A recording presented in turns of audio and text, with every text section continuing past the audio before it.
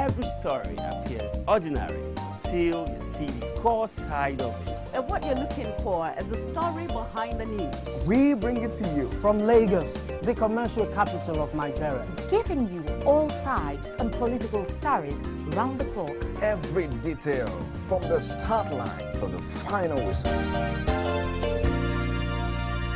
CoreTV News, expanding your view.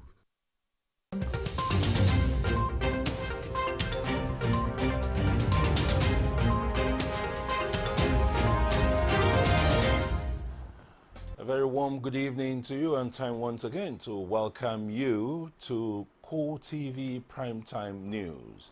My name is Christian Ogodo. Thanks for joining us. The top stories.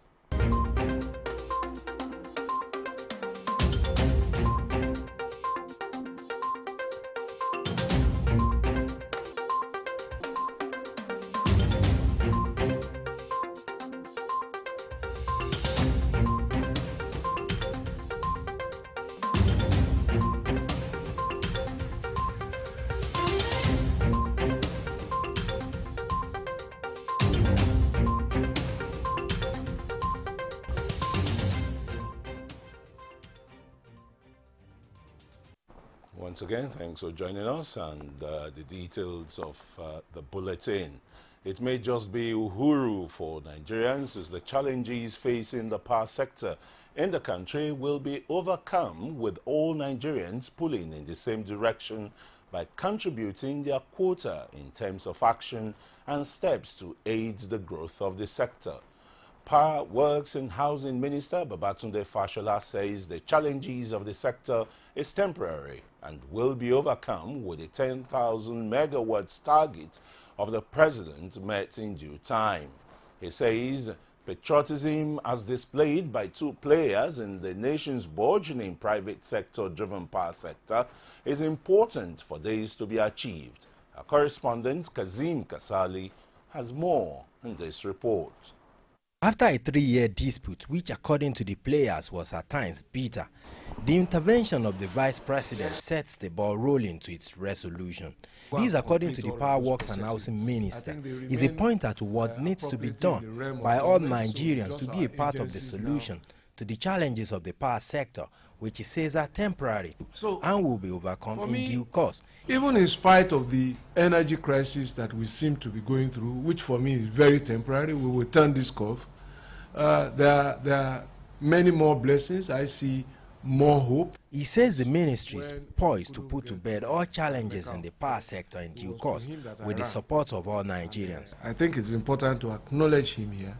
The former president, General Abdulsalam Abubakar, he rang him up, and it was from there that I think contact was made with my brother, Prince Kayode, and then these negotiations went into full speed. For the representatives of the Itado warring business entities, it is a good deal and a win-win situation for them and the people of the southeast of Nigeria. We shall say that the government made a mistake and sold the ring fence to our colleagues in interstate, and that's what resulted in a dispute.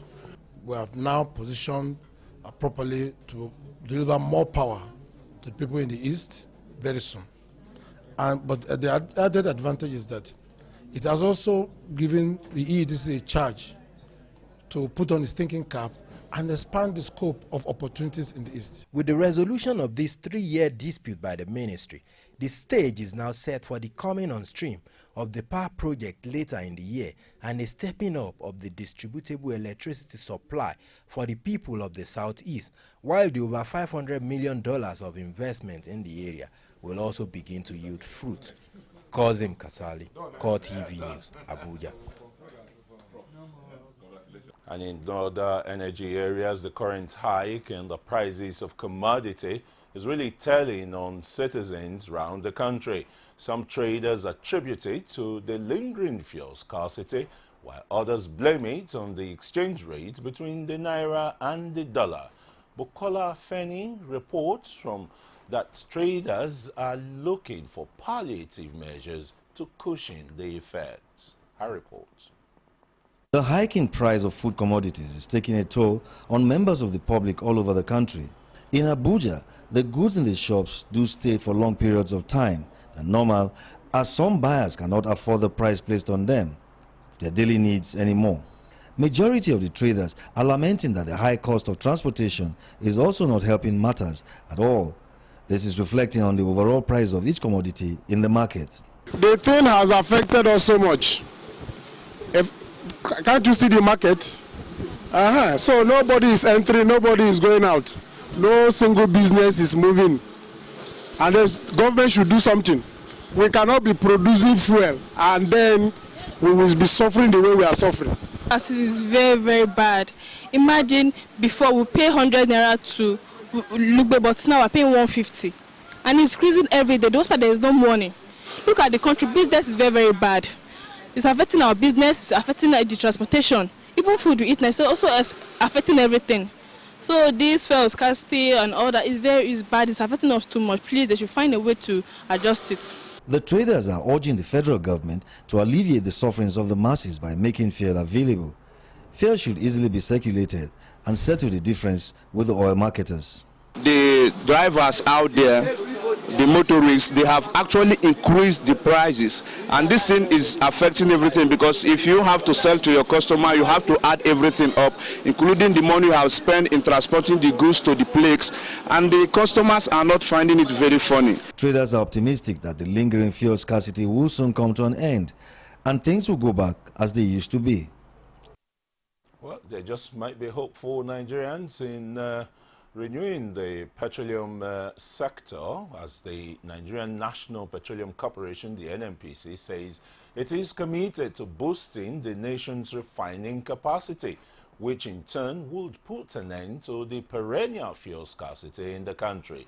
NNPC Chief Operating Officer Refineries Anibo Kraga made the remark at the opening of the technical bid for the location of new refineries within the existing refineries in the country. He says the open bid exercise is a demonstration of the determination of the federal government and the NNPC to increase the nation's refining capacity from 445,000 barrels per day to 650,000 barrels. According to Kraga, a technical evaluation committee has been set up to study the bids and announce winners as soon as possible. In addition, the corporation's general manager, supply chain management, Sophia Mbakwe, also enjoined all the companies to accept the outcome, as the exercise would be transparent.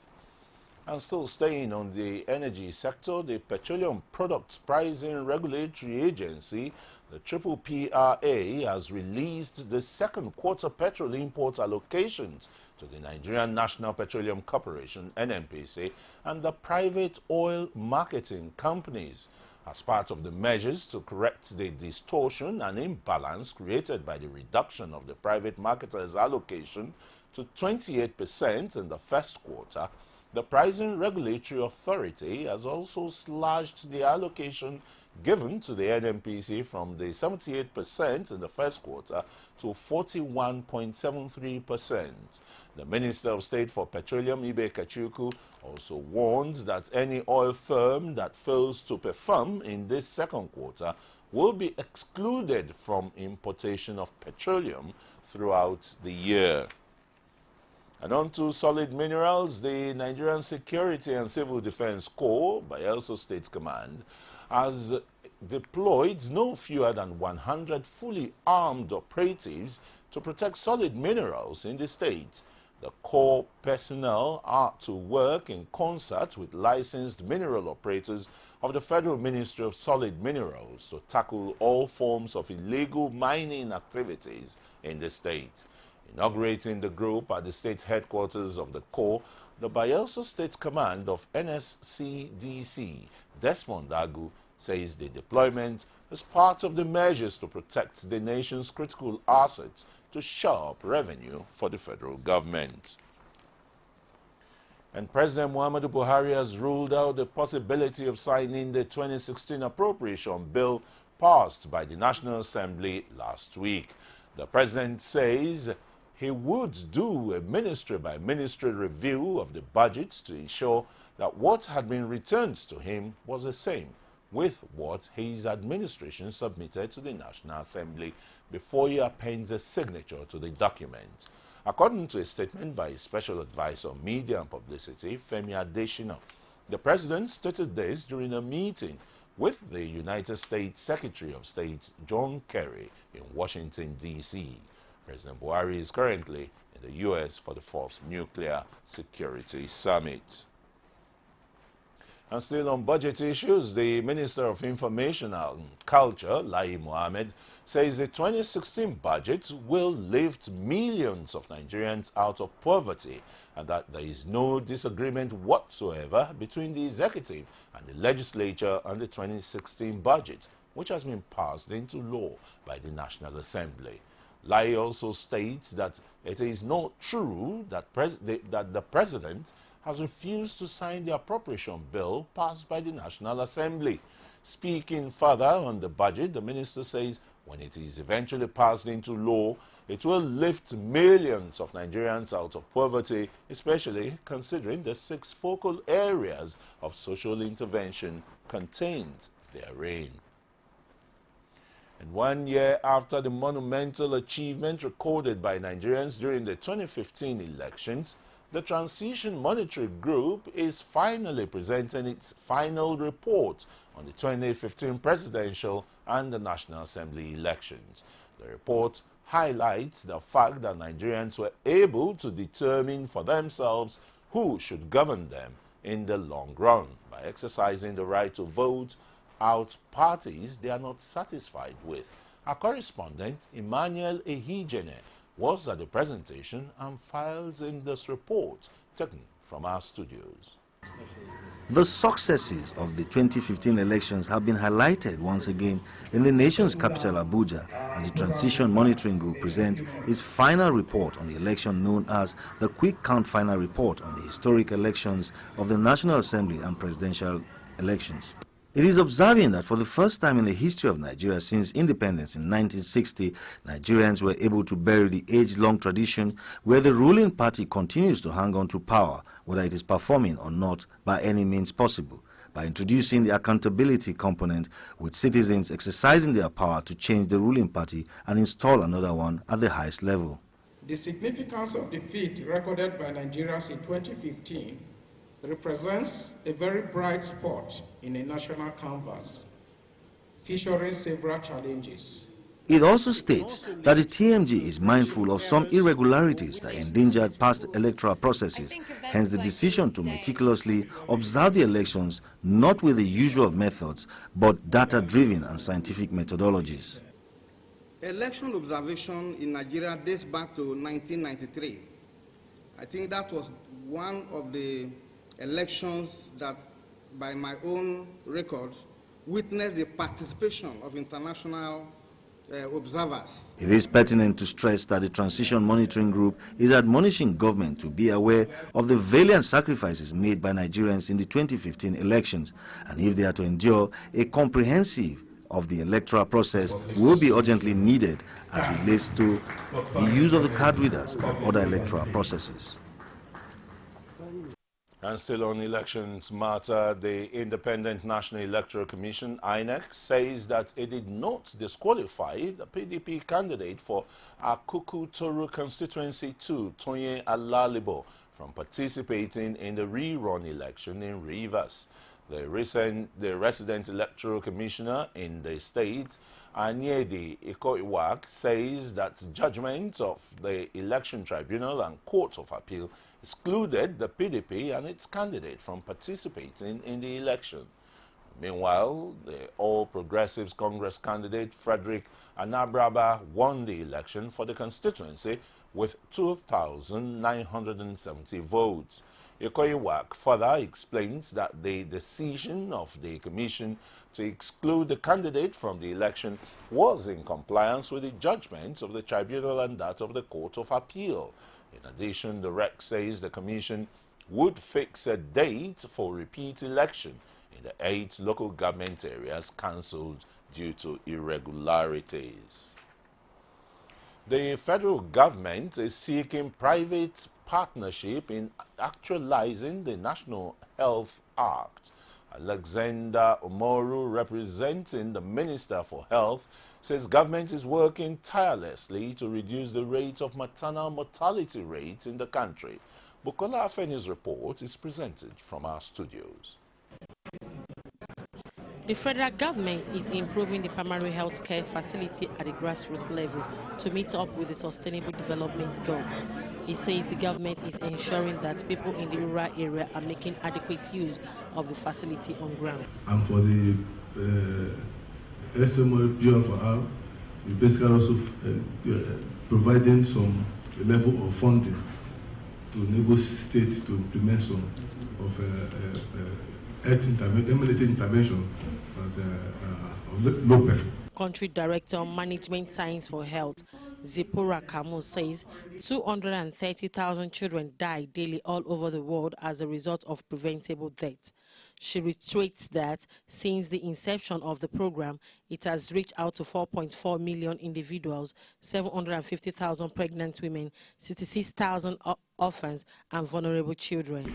We have worked with policymakers, health professionals and communities in over 150 countries to improve the quality, availability and affordability of health services. We have titled this 10th year anniversary celebration as celebrating 10 years of improving the health of women and children. Vice President, Management Science for Health, Catherine Taylor, says all citizens and stakeholders in health matters should see children and women issues as very important factor not to joke with. The challenge of improving maternal newborn child health with a significant policy agenda, including the National Health Act that was passed in 2014, which guarantees a minimum package of service, and also the Saving 1 Million Lives initiative. Universal health coverage should be for all as sundry, and so with public-private participation. It is expected that millions more will have access to good health care in the country. And young people have been challenged to maximize the opportunity presented in the virtual space called Internet in order to curb unemployment and grow the economy. The Internet features various social media platforms that has created a workable space for many to showcase business ideas. Hence, the call on Nigerian youths in particular to utilize and create their own environment rather than wait for the government for employment. Sarah Ayeku was at a capacity building forum for young individuals seeking employment in Lagos. Her reports.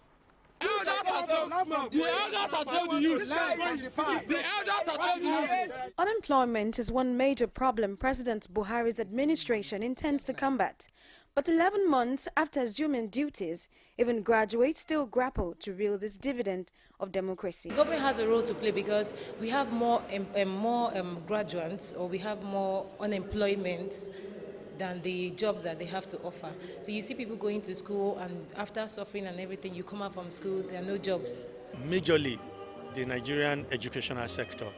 I think that the educational sector in Nigeria needs to do more to ensure that when people graduate, they are ready for the workplace. The private sector is not leaving all to the government to find means of gainfully engaging Nigerians. Instill in the consciousness, of young people the importance of information communication technologies in the 21st century. Certification also come in handy, in addition to entrepreneurial skills. Skill is more important presently, because even those that have certification, there are no ready-made job available. Over 50 CVs submitted at this one event. This shows that Nigerian youth are eager to get jobs in their various disciplines. Still, the responsibility lies with every young person to get certified and have skills in their various disciplines. Sarah Ayeku, CoreTV News, Lagos. Yeah, Nigerian youths are being asked to be ingenious there by the application of the social media. When we return after the break, 10,000 Nigerians jostle for placement into the Nigeria Police Force. Join us again. With over 7 billion of world population and still counting, the world needs to hear you now than ever. Whatever your ministry or vision is, Gospel Africa will help get you there faster than you think possible. For inquiries and participation, contact 009 503 3859 or 0812 076 0011 or visit www.gospelafricang.com. Gospel Africa, your #1 media solutions for the church today. Gospel Africa, showing on this station at this time. Thinking of how to send goods to anywhere? Think All-Seal Mail Services. Our courier and logistics is world class. What of your travel needs? All-Seal Travel and Tours can handle everything from ticketing, hotel reservation, and more. All-Seal Mail and All-Seal Travel and Tours, subsidiaries of Orchard Security and Investment Limited, All-Seal. Visit us today.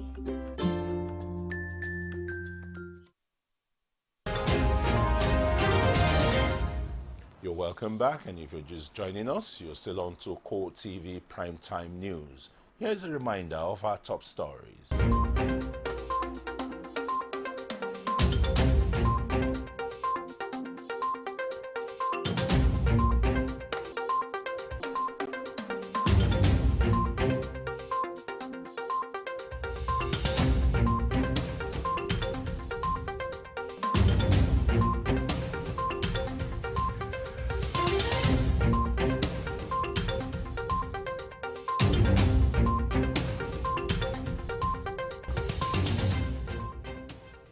You can watch more of our stories by following us on our social media platform on facebook.com/CoreTV News and tweet us at CoreTV News NG and on youtube.com/CoreTV News. We'll now continue with the rest of the bulletin. The recruitment of 10,000 policemen by the Police Service Commission has begun. President Muhammadu Buhari had last year at the National Security Summit in Abuja directed the force to recruit 10,000 Nigerians into the service to address the obvious shortfall in the manpower need of the police. Speaking on the recruitment exercise, the Public Service Commission Chairman, Mike Okiro, warned the Commission's workers who would be involved in the screening of candidates to avoid any act that might compromise the integrity of the exercise. Okiro says any worker involved in any misconduct during the exercise would be sanctioned in line with the public service rules and might be prosecuted for sabotage. He advised workers to leave above board as the Commission is ready to make a huge success of this presidential assignment in line with its resolution to discharge its duties within the ambit of the law, transparently and according to laid down rules. Okiro also warned candidates to desist from indulging or inducing the workers of the Commission, stressing that anyone caught will be arrested and prosecuted. He also stated that the Nigeria Police Force deserved the best brains in the Nigerian society, stressing that the PSC would ensure that only the best would be engaged as policemen. And also reiterating that position, President Muhammadu Buhari says the recruitment of 10,000 policemen will address the challenge of youth and unemployment in the country. The president made the disclosure at a ceremonial parade to mark the 2016 Police Week in Abuja. Buhari was represented by the Minister of Interior, Lieutenant General Abdul Rahman Dambazo, retired, states that the initiative will also address the manpower gap in the police. He advised the management of the police force to put national interest in mind during the recruitment in line with the reform agenda of the Ministry of Interior. The president further added that community policing has become more imperative considering the current security challenges in the country. And media practitioners have been urged to use their influence and reach to enhance the image of Nigeria and to present the right perspective to issues happening in the country, with a view to attracting the respect of visitors and admiration of citizens. Victoria Solomon files in this report presented from our studios. Nigeria is a country many would love to visit in a bid to experience its people, see interesting locations, interact with diverse cultures, and explore economic opportunities. Tourists are, however, often skeptical due to negative perceptions. Stories about Nigeria, written largely by Nigerian media, to a great extent influence what foreigners think of the country. On the long run, the nation's image is a product of the impressions created by certain people. A public affairs commentator believes that Nigeria needs a global media appeal in telling its stories. Don't have, and it's a shame, and I've been writing about this, the continent doesn't have a truly global brand. He further says the media cannot stand alone but needs the help of the private sector as well as the government. And the media cannot do it alone. It has to be a collaboration, private sector, government, and, build a truly global brand. The media industry is also admonished to project Nigeria's positive image beyond its failings. Nigerian media especially, to sell the right stories. The dividend will be enjoyed by all of us, because that means there'll be more money, more professionalism, better healthcare, better roads, and a better quality of life for everybody. So the media has a duty to ensure that they keep on pushing the positive side of Nigeria, not the negative. It's not bad to report negative, but focus on the positive. It is hoped that the media can find a balance between reporting issues as they do and portraying the nation in a good light to the appreciation of those at home and abroad. The Nigeria Police and other security agencies of its maximum support towards ensuring the safety of lives and properties of residents in the state. Executive Secretary of the Lagos State Security Trust Fund, Abdul Razak Balogun, gave the assurance at the presentation of a brand new Hilux vehicle to the Aguda Police Command to aid the effective policing of the area. He also states that the government will continue to provide security agencies with the requisite support in areas of logistics, equipment, and welfare to enable them carry out their duties effectively. And a fire outbreak has engulfed parts of a building belonging to Ranona Nigeria Limited, makers of Freshio yogurt at Iyanoisolo area of Lagos State. Although men of the Lagos State Fire Service have arrived at the scene, they were yet to contain the inferno, and some staff are still trapped in the building as rescue mission is still ongoing. And Nigerians have been enjoined to support President Muhammadu Buhari's administration in the face of challenges bordering on insecurity, electricity, unemployment, and to hope for a turnaround soon. Sarah Yeku gives us more in this report.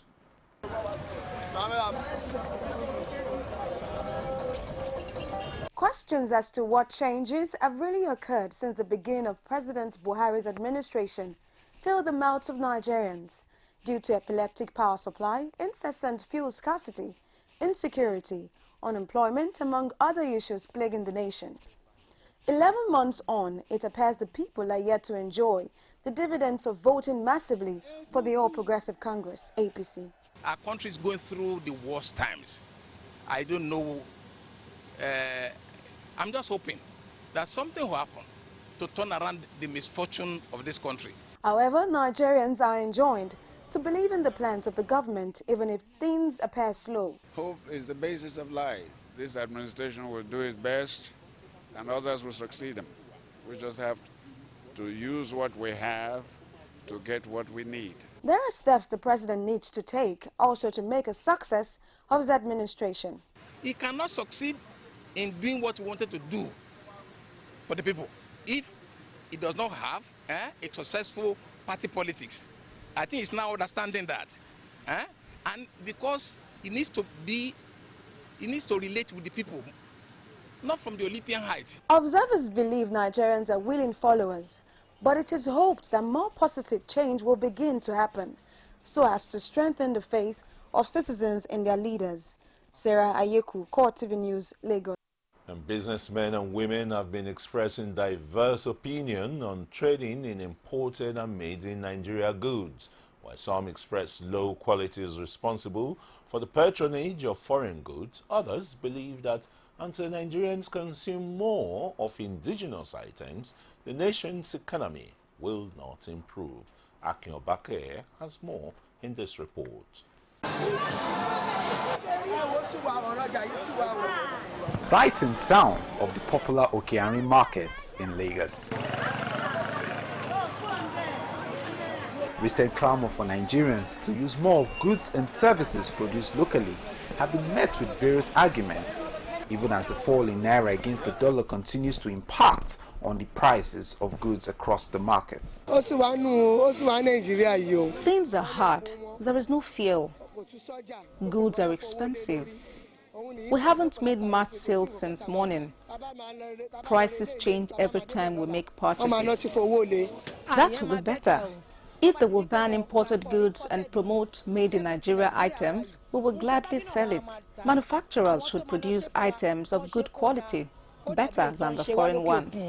However, some traders say they cannot compromise quality, hence their continual patronage for imported goods. To make all these things in Nigeria, they will kill it now. They kill everything. No need of making it in Nigeria.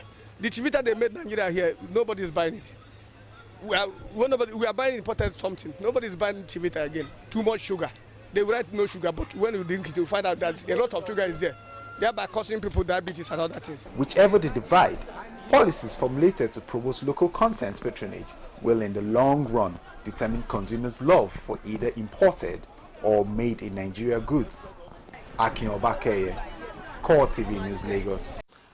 And the international trade facilitators are complaining about the level of informal movement of export items across Nigerian borders to neighboring African countries. They're calling on exporters to perfect their documentation processes in order to enable the government to keep track of its economic activities. Again, Akin Obake has more.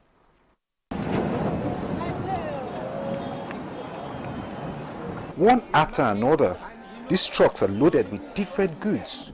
Their destination? Neighboring African countries. This activity happens at major markets and loading terminals with proximity to border towns, but informally.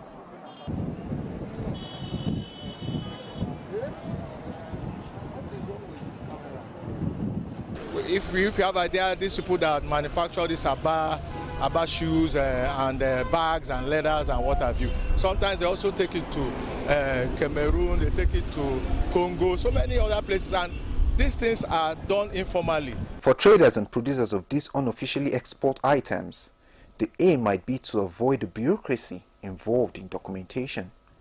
This outright negligence for lay-down procedure has led to immense capital flights for the nation. Traders and producers of goods have devised informal ways of taking their goods across the borders, through the sea, even sometimes through unscrupulous means, through the land borders.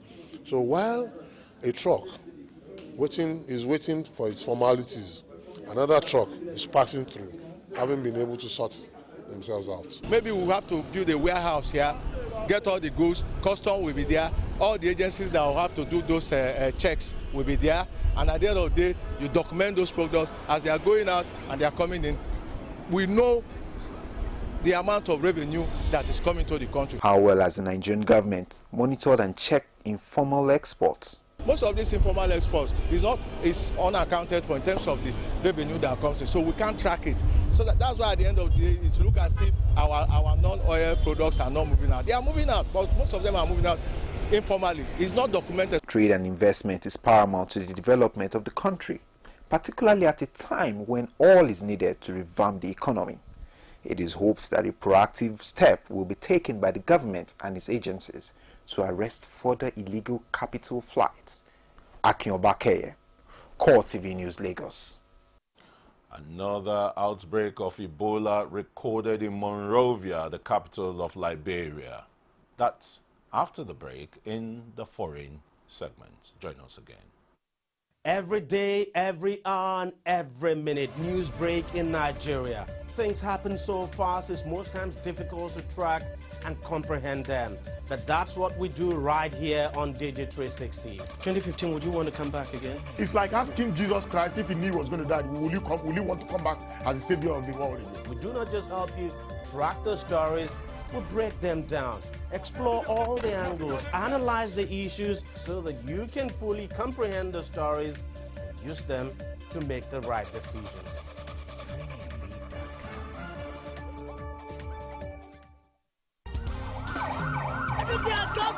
CoreTV News now live on all Androids. Welcome to CoreTV Primetime News. Download CoreTV News app from your Play Store. Click on the menu to see all our top stories from politics, sports, business, foreign news and live TV to watch us live on your mobile. I want to know why I should be believing them. You can also click on video to see all our YouTube videos. CoreTV News, a 24-hour news station.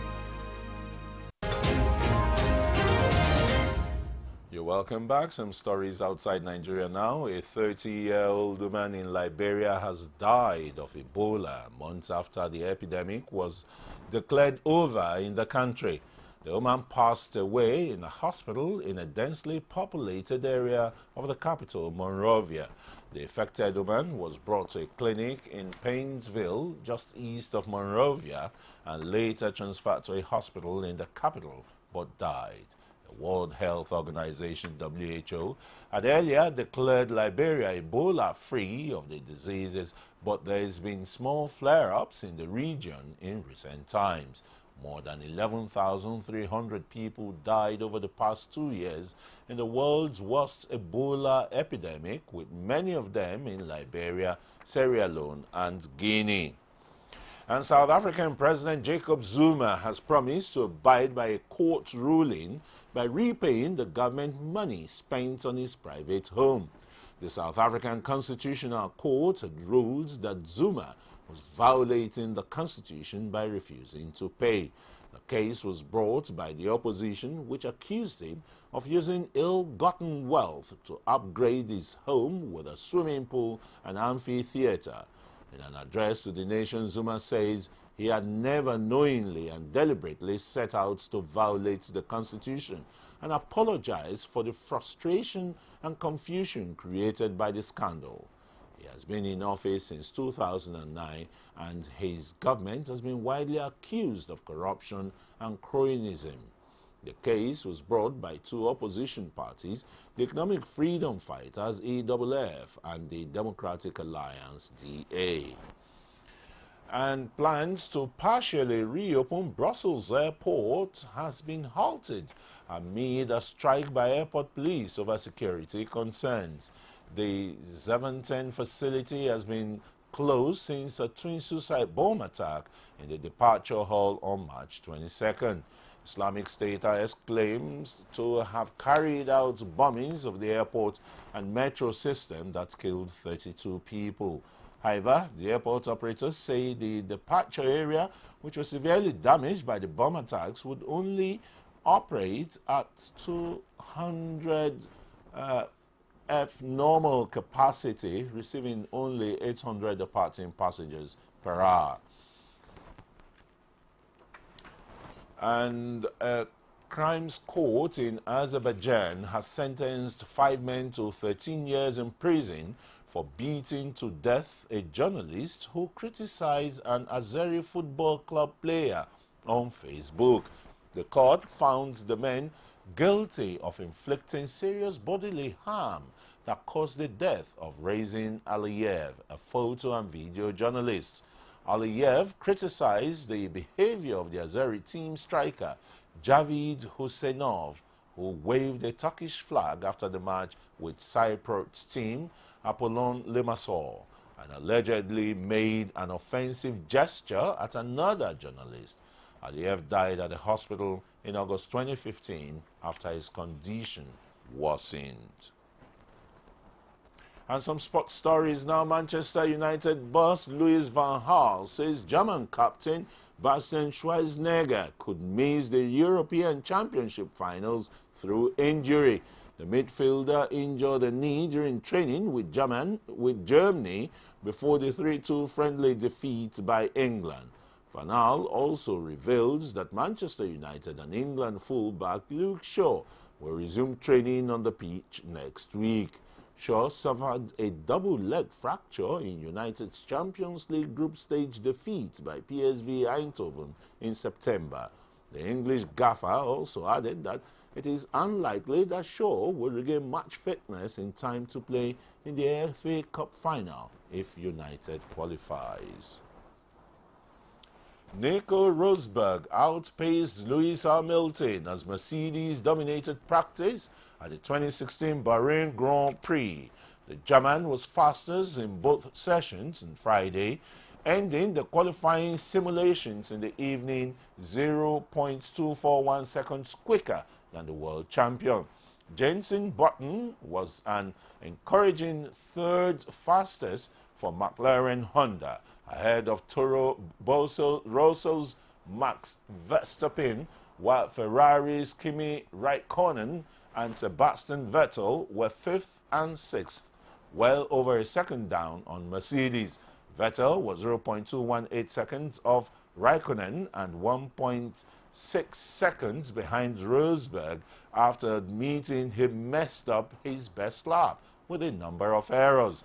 Mercedes believe they have evidence that Ferrari are protecting fragility in their engine by restricting as much as possible the amount of time they run it at full power. Arsenal and Super Eagles youngster Alex Iwobi claims to be inspired by teammate Mesut Ozil. It has been a whirlwind for the starlet who scored his first senior goal against Everton in a 2-0 thriller at Goodison Park. The 19-year-old also committed his future to Nigeria during the international break, appearing twice for the Super Eagles in the Africa Cup of Nations qualifier against Egypt. Iwobi will now be hoping for a place in the Arsenal starting 11, having started 3 of the Gunners' last 4 games. He also wants to rekindle his impressive partnership with striker Danny Welbeck.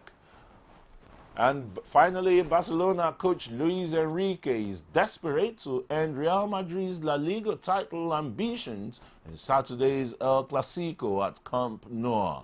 The Catalans hold a 10-point lead over their third-place rivals heading into this weekend's encounter, with Atletico Madrid trailing by 9 points with 8 games to go.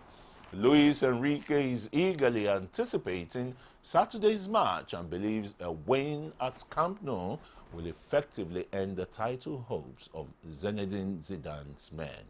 Well, let's see how that turns out tomorrow for all the La Liga fans. It's going to be hell-over of a game. And that's how we'll wrap it tonight on Primetime News. But before we go, here is a reminder of the top stories again.